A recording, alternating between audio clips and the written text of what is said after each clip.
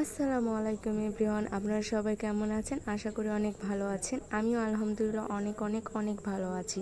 আজ আপনাদের মাঝে নিয়ে এসেছি কবুতরের মাংস কিভাবে রান্না করা যায়। প্রথমে আমি কড়াই পেঁয়াজ কুচি দিয়ে দিয়েছি, তারপর ভালোভাবে নাড়াচাড়া করে নেব।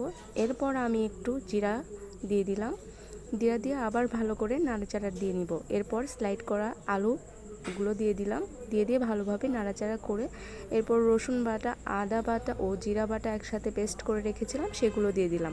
তারপর হলুদের গুঁড়া, একটু মরিচের গুঁড়া আর একটুখানি লবণ দিয়ে ভালোভাবে মেখে একটুখানি ঝোল দিয়ে ভালোভাবে কষিয়ে নেব। দেখুন কষানোর শেষে ভালো একটা কালার এসেছে। তারপর কবুতর মাংসগুলো আমি ওর ভিতর ছেড়ে দেব।